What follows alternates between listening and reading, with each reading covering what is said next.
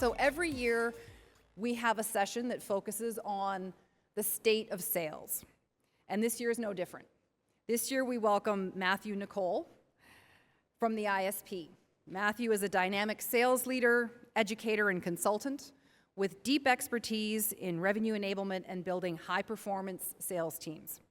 As president and CEO of ISP Canada and principal of Sales Training Experts, one of Canada's top sales consulting firms, Matthew brings a results-driven approach to sales transformation across industries. Matthew also serves as an adjunct professor in the MBA program at the University of New Brunswick, St. John, where he teaches in Canada's first business development and sales professional sales stream. So Matthew, I welcome you to the stage. Okay, perhaps we should have planned this one out better. On and off, all in the same couple of minutes here, so I'll try to do my level best. So I'm really excited to be here representing the Institute of Sales Professionals with this group in this room. And the reason why is because when ISP originally entered the market, some folks may have seen my socials, it's a recent appointment for me, and we took a look at the Canadian landscape. Really, when you think about it, this group here has the highest, most important influence on the profession of sales. It's the college professors, the university instructors and professors that can have a tremendous impact on the personal and professional development of the sales profession. And happy to also have the lens of a educator myself to have a conversation about the state of sales. So what we're going to do is we're going to zoom out, okay? So I want us to zoom out and think about what we've learned through the evolution of the sales profession, the history, and where we are heading to help inform where we are going in the future, okay? So this is a very interesting data point because we've been doing a lot of conversation about talking about the role of technology in the selling process. And every single time I see this data point, it was published by Gartner just a couple of years back, I look at this data point and I say, we've got something wrong. Something's not working. 75% of B2B buyers would prefer a rep-free purchasing experience. Let that sink in. We're talking 3 out of every 4 buyers would rather a direct-to-consumer Amazon e-commerce model. But I don't think that's the full story. I think something's going on. So in order for us to think about what's going on here, let's kind of have a look at where we've come from. To also add to the context that we're in today, I want to share with you a little bit about the current state on our data points. So one of my favorite scholars in the sales profession is Harvard's Frank Cespedes. He's got a few different books out there. Aligning Strategy and Sales is perhaps one of my favorites. But his most recent book, Sales Management That Works, he shares this very interesting data point where we are in the profession of sales today. And 50%, I'm sure some folks have heard this before, 50% of undergraduates end up in a sales role, yet have never taken one single sales course. It's actually worse when we think about Marcom grads. Okay, so Marcom grads, 88% of Marcom grads think they're going to get a job in marketing, and they end up in sales. All right? If we look at the landscape of higher education in Canada, there's only 2 actual master's level grad programs that I'm aware of. We all in this room represent a number of certificate, diploma, and degree programs, right? And this stat from Cespedes is really interesting and worth inquiry. When you think about a business organization, we are a sum total of multiple functions. We have production, we have inventory, we have supply chain, we have finance, we have human resources, etc. Look at this. Sales organizations have the highest churn rate out of any other business function, between 25 and 30% per annum. So what that means is you effectively are retooling, reskilling your entire sales organization every 4 years. Okay?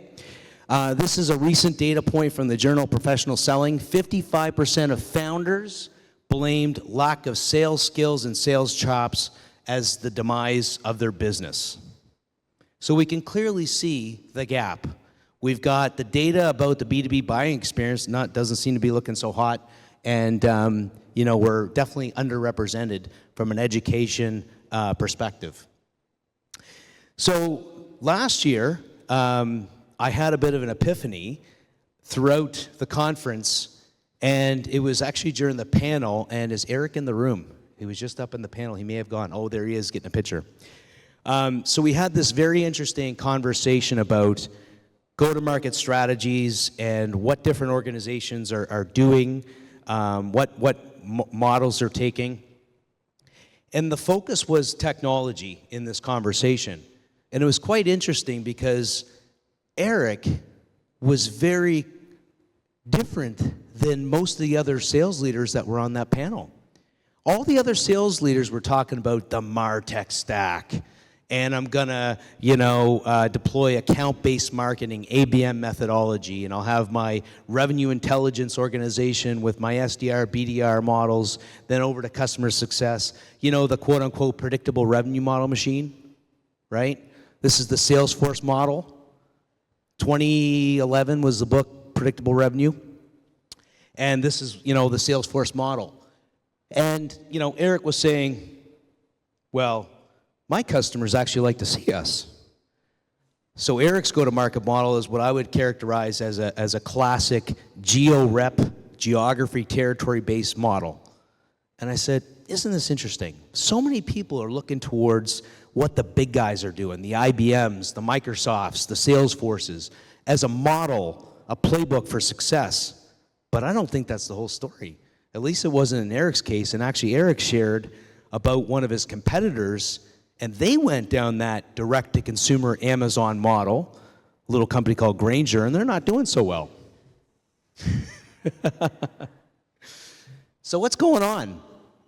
I had the pleasure of meeting one of my favorite academics, Dr. Howard Dover, and he published this book called The Sales Innovation Paradox. And Dover's hypothesis is what we're getting at here. And what we're getting at is we're seeing billions of dollars being invested in the sales tech, MarTech stack. If we go all the way back to how it all started, it started with this man by the name of Tom Siebel and the creation of Siebel Systems, which IBM bought. And Siebel was the first CRM data point. Since the advent of Siebel and CRM to where we are now, and Jeremy in his presentation showed the MarTech stack for 2025, and man, it's crowded. One would say, wow, with all this investment in this industry, salespeople must be doing amazing. I mean, think about it. What other industry invests billions of dollars in infrastructure? This is what we're doing. We invested billions of dollars in technical infrastructure. But I just showed you that the B2B buyer would prefer a rep-free experience. So something's not adding up. So Dover talks about this investment that's being made, but we're not necessarily getting the results. And just about a year and a half ago, we saw this in the tech space where VCs were starting to dry up on capital to issue to startups. It's because they weren't getting the return, right? They're not getting their ROI. They're going to look at another industry to invest in if there's not any ROI on the spend. So there's a bit of a disconnect going on. And I'm going to come back to my hypothesis, and it's really anchored on this nugget that I uncovered with Eric's talk last year. And here's my hypothesis. The story of sales is about the buyer. It's always been about the buyer. And I think we've gotten away from that, okay?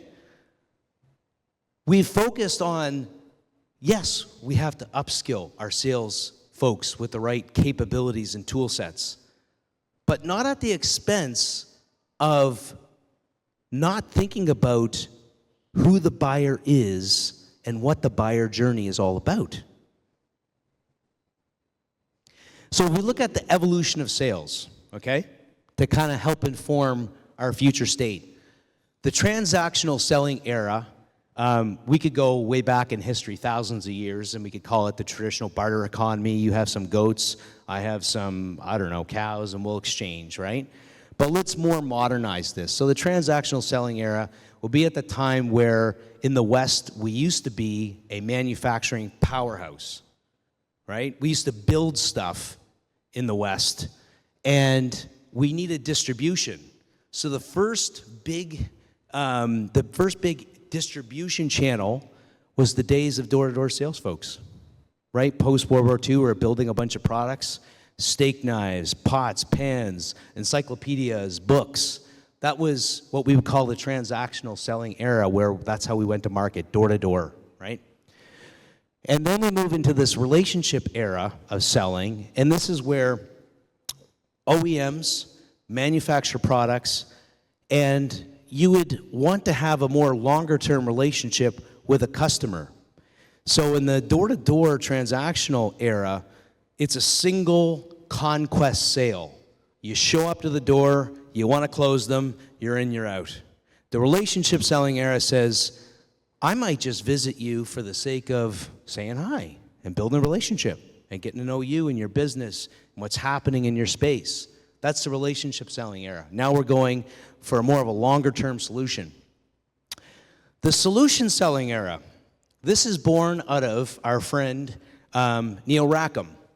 So up to this point, we'll call it, say, the 70s or so, there wasn't a whole lot of published research, academic, scholarly, peer-reviewed journal articles, and publications on the sales profession. So Xerox, and as we know in this room, the two iconic sales companies, IBM and Xerox, largely invented professional selling. Xerox set out to understand why are some of their performers consistently overachieving their objectives. What is it? What's the secret sauce? So Xerox hires Dr. Rackham and his team of researchers. And again, Dr. Rackham, he's not a sales guy or gal. He does not come from this area. He's strictly an academic. And Rackham goes out on 35,000 sales calls globally. And his team of researchers take the 35,000 sales calls and try to make sense of what they observed. And then we have the publication of spin selling. Of course, the big insight from Dr. Rackham's work in spin selling is sales reps that were top performers asked a lot more questions. They exercised the Pareto model of 80-20. 80-20 meaning they're doing 80% of the listening. Customers are doing the talking, right? And folks are deploying the spin selling methodology. That's what's dominant. Then as we kind of move forward in the evolution, this other two group of researchers from Corporate Executive Board, Matthew Dixon and Adamson, produced the Challenger model.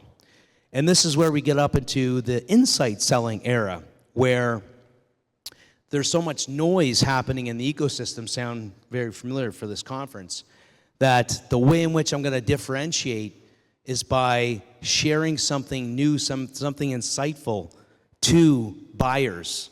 So that way I can differentiate myself. So I'm going on this long journey to make a point.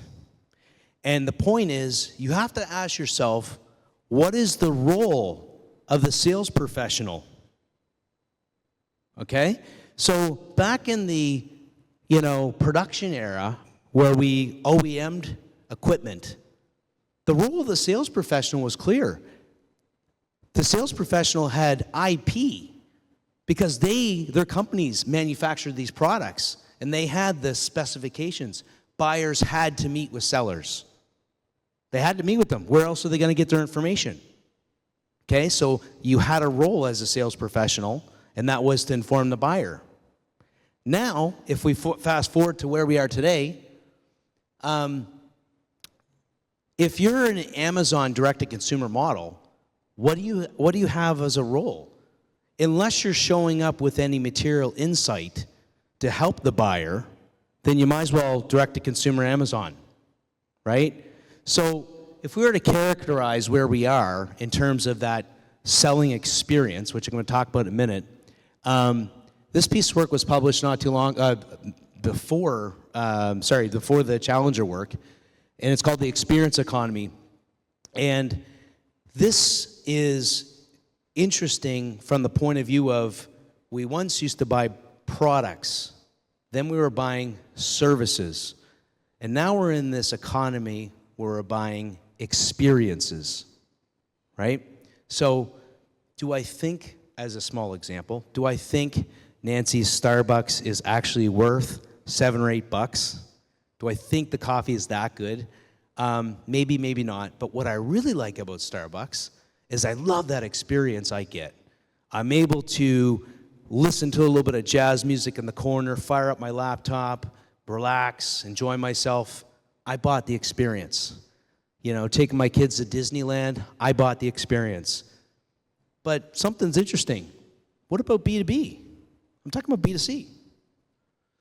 So the experience, the buyer's journey, is entirely reinvented in the sense that the expectation of the buyer is totally different now. So this is a data point from Corporate Executive Board. Gartner bought Corporate Executive Board, as some of you folks know.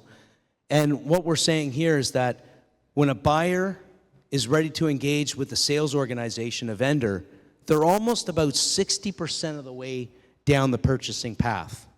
So you're pretty far away down the purchasing path. And, you know, a small B2C example would be like, when's the last time someone in this room bought a car? Okay. Before you showed up at that dealership, how much did you know about that car? Oh, okay. How far? Do you think you're like maybe 70% down the way? Okay. So what do you think happens to the seller now? If I'm so far down the purchasing path, you have to absolutely nail it. That engagement with that sales professional has to be benchmark. Otherwise, what's your purpose? You can do all the research, you can get the reviews. You don't necessarily have a purpose if you're not delighting this experience and providing material insight to this potential buyer. So it's a different kind of buying. Going back to the story is about the buyer and the buying journey. So this is another piece of data that I think needs to be double-clicked every so often. And it goes back to the selling experience. So once again, clearly I'm a Gartner fan. I love the Gartner data. But you can see this from Forrester, McKinsey, some other ones. It's very similar. So when we look at what the B2B buyer is looking for, and we look at the factors, this was a data point from 5,000 executives, and they simply asked, you know, what influenced your purchasing decision? Why did you buy, in other words? Well, you know, company and brand, that clearly has an impact. Maybe I like the brand. Product and service delivery, yeah, that clearly has an impact. Value to price ratio. Interestingly, did I get a good deal? Value to price ratio is only 9%. The number one reason why B2B buyers chose was the sales experience. And when you think about it, going back to what I was talking about earlier about our current landscape, lack of education on sales, lack of understanding of the sales function clearly, commerce is spending all of their time exclusively over here, focusing on the brand, the product, the value to price ratio, and clearly not as much here, given the fact that it's over half of the purchasing criterion. I'm sure some folks have seen this before. This came out of the Challenger work. Obviously, the buying cycle is a lot more complex. There's a lot more stakeholders. Back in the day, you could, you know, get a deal done with one stakeholder. Now, I think the latest data I've seen is 12 or 13 stakeholders involved with a deal decision. And, you know, building consensus is absolutely key in the selling process. So again, it's an experience across multiple stakeholders in multiple ways and forms. So, when we come to the solution, what is the solution? So, Stephen Covey, begin with the end of the mind. It's one of my favorite quotes, and I think it's a good way to think about how we move forward. Daniel Pink, I'm not sure if anyone's seen this work before, but absolutely love it. He talks about this concept of a chair in To Sell Is Human. And Pink says that if a company is ever faced with a very thorny task, a very complex, multifaceted task, how can you bring clarity to your decision-making process?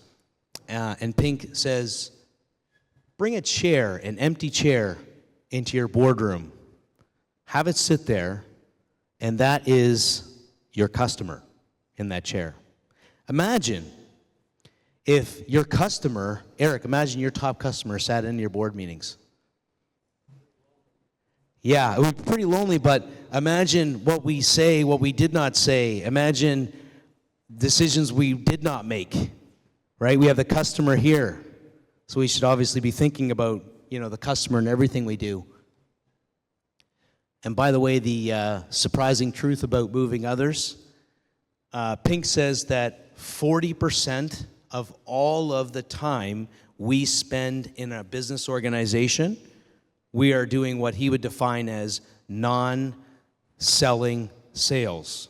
What that means is whether we're trying to convince our boss for a new assignment or a task, or negotiating perhaps a bonus, or trying to convince a colleague that you want to be the project lead, 40% of what everyone's doing in the business is non-selling, influencing, and persuading activities. So we're all in sales.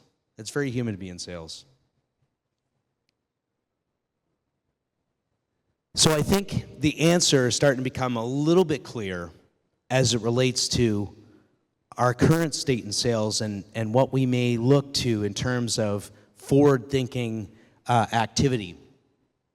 And when we're thinking about our go-to-market strategy and our model, it's not necessarily what's the most sexy technology, what's the most, what the big guys are doing. It's about your individual personas and your individual buyers. So I think we got to go back to brass tacks, and that is mapping out the buyer's journey in your specific segment or market that you're going after. You don't have to have the Salesforce model. You don't have to have the MarTech stack, to deliver that ultimate experience. That ultimate experience is predicated on who your buyers are and how they want to engage. Maybe they want a traditional account manager to show up and, shoot the breeze over at Tim Hortons. Maybe that works with them. And they don't want a highly technical engagement, or maybe they do. So mapping that journey and then overlaying your sales methodology and your sales process on top of that buyer's journey is a way in which we can at least insulate ourselves from any potential friction or points of incongruence along the selling process. So the how, right? It's always easy to say the what. What do we do, right? Now, how? How do we do it? Again, I think it's very foundational. I think it's going back to what you'd read in what we do with our students here, where we teach them Business 101, and we start with this classic product market fit, right? Product market fit is what a lot of companies endeavor to get at, especially if they're early stage ventures. They're trying to find that product market fit, and you have to have that before you scale. I think that, folks tend to jump onto a methodology, a sales process before having the product market fit down. So we got to get the product market fit right before we scale up. It kind of goes back to that doing dumb faster. If we don't have this content down cold and we don't understand these hydraulics, we're not going to be effective. So I'd say go back to, what problem am I solving? What's the problem statement in the industry that my company solves for? right? So who is the ideal client profile? What is the value proposition? Have I done any customer research, primary and secondary?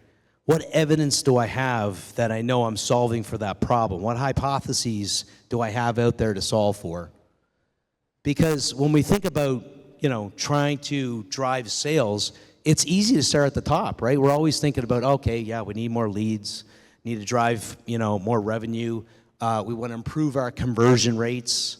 Well, conversion rates, that may not have anything to do with the sales organization or the go-to-market. It may have everything to do with the fact that you're solving for the wrong problem and you're talking to the wrong customers. So our how has to be anchored at that deeper level of the iceberg. What are we solving for?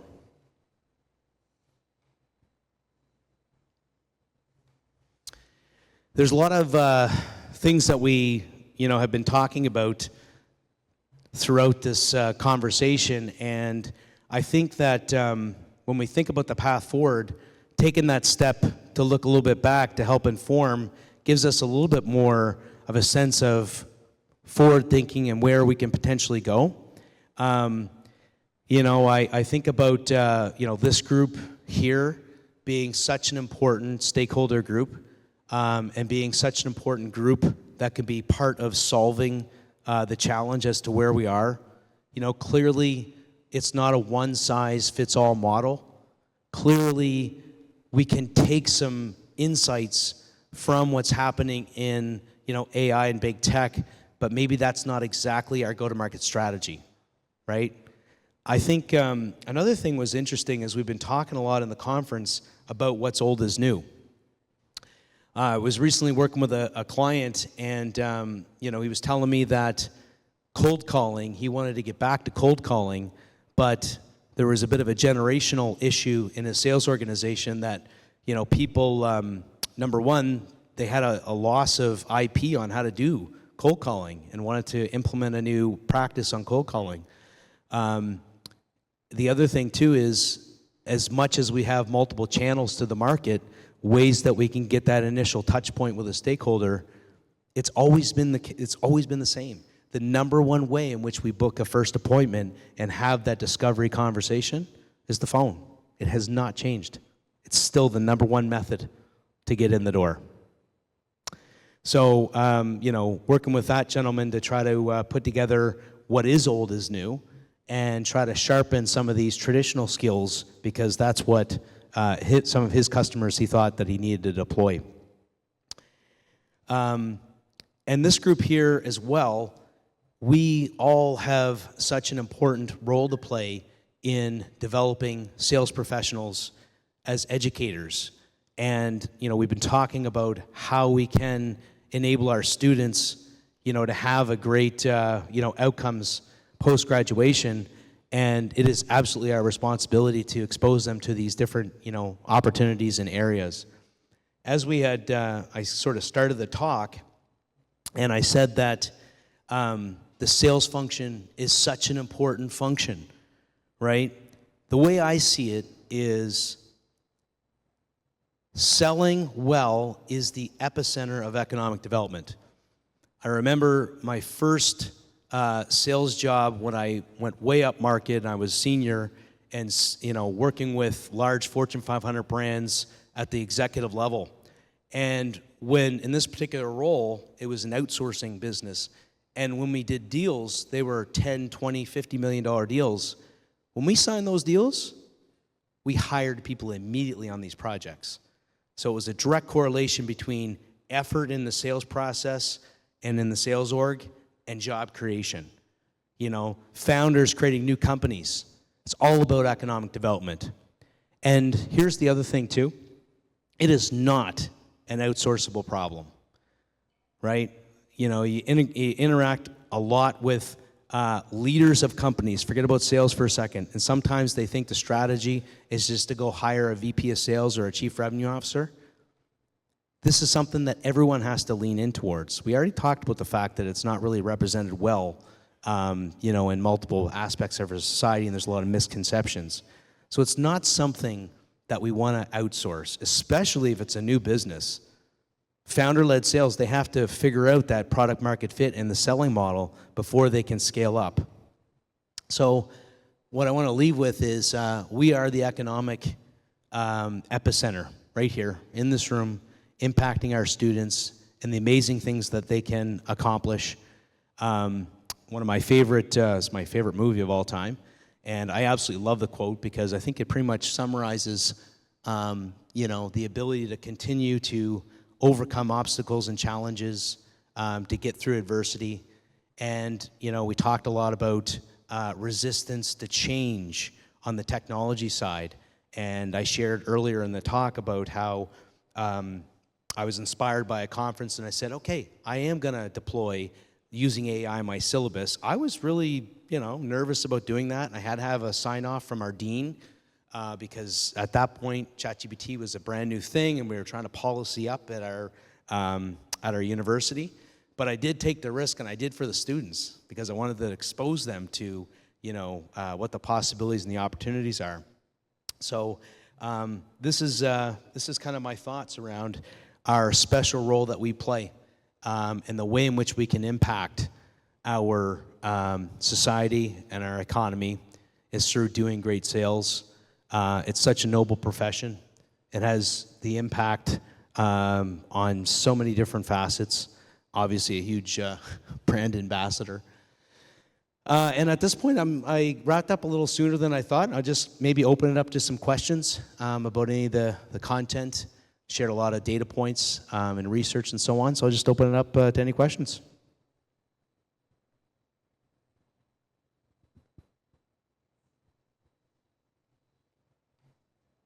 Yes. Okay, so I'm just going to, as an experienced salesperson, you kind of brought me back when you talked about the car experience. So I went in there exactly like you said, 60, 70%. I knew what I wanted. When I was looking for a car salesperson, I went on the website, knowing I have a lot of sales experience, and I looked for somebody that I thought, and I'm being very honest, and that I could bulldoze over and get the best deal. Okay, so thank you. And lo and behold, I went in there, and sure enough, my main focus was I wanted a Jeep, I wanted a brand new Jeep, and I wanted the 0% interest.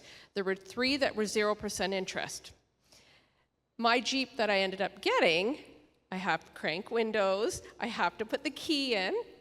However, the salesperson I did select, I bulldozed right over him, and going back for him to say, well, you realize you're not going to have your clicker, you're not going to be able to do this, you're not going to be able to do that, and hey, how nice would it be to press that sunroof button and it opens all the way up? I would have paid interest and I would have got the more expensive one, but they didn't take the time to show that to me. So as an experienced salesperson, how do we manage not bulldozing over other salespersons? Because at the end of the day, I love my Jeep, but I could have got something better had I not done that. Does that make sense? Yeah, I think you're getting at one of the foundations of top sales performance, which is know, like, trust, right? Mm-hmm. Buyers have to know us, they have to like us before they're going to give us their trust. So in this situation, it doesn't sound like there's a whole lot of trust in this transaction. But honestly, when you think about it, regardless of how sophisticated the buyer is, right, whether it's government procurement with such robust policies that it takes like a Philadelphia lawyer to figure out their purchasing policy, it doesn't matter. You have to adapt. So that sales professional should have done their job. And what is their job? Their job is to do a proper diagnostic, okay? It's like, I love the doctor analogy, and I do it with my students because they can resonate with it. It's like, imagine I go to the doctor, and I show up and I say, yeah, my stomach is sore. And then the doctor just basically writes me a script and gives it to me. Am I gonna take that script? No, I'm going to say, hold on a second. No, it actually hurts right here. take this. No, look, seriously, I'm going to take my shirt off. It hurts right here. You're not going to take it at face value. In order for you to propose a better, desirable future state, you need to do a proper diagnostic. Had that person done the diagnostic and understood that you would be willing to make some compromises, they would have provided a better solution. It would have made more comp. Yeah, absolutely. Hi, I'm Marie-Lise from HSC Montréal. Do you mind me sharing my car buying story? Because it really resonates with me. Yes, and go ahead. I think that I found a really good salesperson in car buying. Yes. So a few years ago, my car broke down, and I wanted to buy either a Honda or Toyota because I knew it was really reliable. I knew how much they cost. I did all of my homework, you know. And I walked into a few car dealerships, always the same thing, trying to, push me into buying something.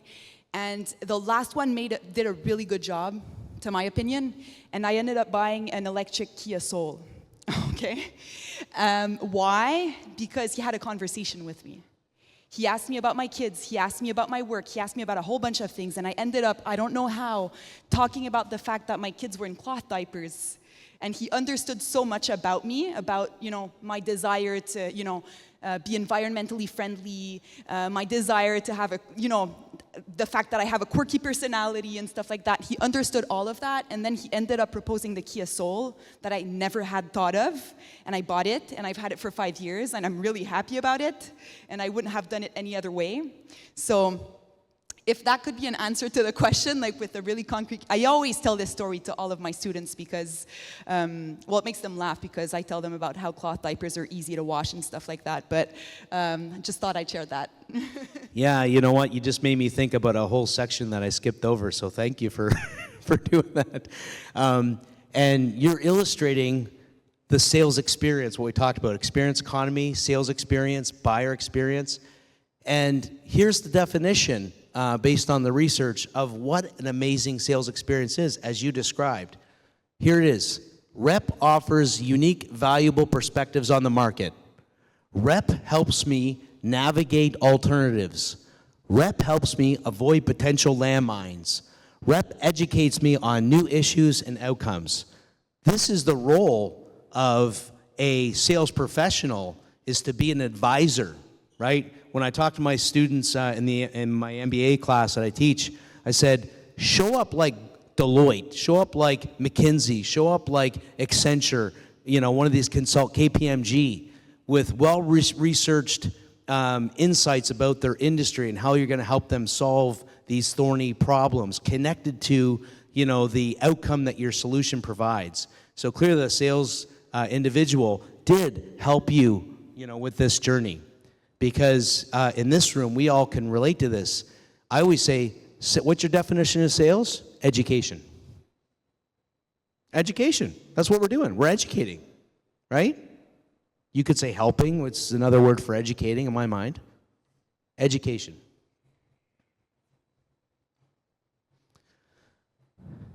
Any other questions?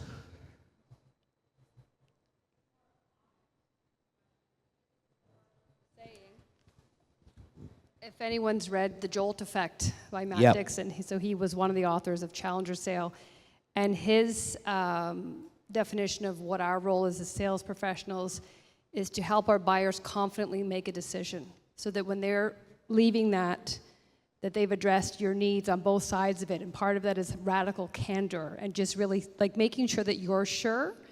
And I feel a lot of people aren't doing that, because when a buyer, the underlying emotion is fear. They're afraid that when they have their signatures on the DocuSign, it's visible for everybody. And so our role is to de-risk it. And how do we do that? And what you were saying is you went into bulldoze. So you were not open to anything. You had your own agenda, and you were attached to the outcome. And that's another way, when we're attached to the outcome, we can't be freeing and help them de-risk it because we're so focused on us. So I just thought that all tied in with your last slide about what our role is. That's very Challenger language. How do you teach with insight, teach a tailored message while taking control? And I feel like we've lost that. And so it's time to kind of bring that back. So just full circle little ahas for me with what you shared. So thank you. Yeah, that's an awesome build, and I'm going to add to your ad. And Jolt is fantastic. If no one has not read Jolt, Dixon is the author of Jolt, and he was one of the authors of the Challenger model. Still in this sort of insight selling or sense making. There's been a couple of different vernaculars thrown around. But one of the interesting, in addition to what Karen had said, is the data point in the Jolt effect, right? So we talked about research in the sales profession. This was the single largest research piece that I'm aware of. So when Dixon produced the Jolt effect, he analyzed 2.5 million gong calls. 2.5 million calls to share the insights from the Jolt effect. Like, that's a massive data sample. And one of the key aspects of the Jolt effect is exactly what Karen's saying, is that our job now is to solve for customer confidence. Because what Dixon says is that the number one reason why a deal does not advance is because it goes into what he describes as no decision, right? It's the standard Salesforce drop-down when you close an opportunity. The loss reason was no decision. It doesn't mean the buyer said no. It just means the company couldn't make a decision. To Karen's point, it was solving for customer confidence. They didn't have the confidence to put their neck on the line in the average process with 13 other peer stakeholders and say, yeah, I think this is going to work. So we have to enable them with sound business casing and sound problem solving to be able to give them that confidence, to enable them to say, yep, I think this is going to be good.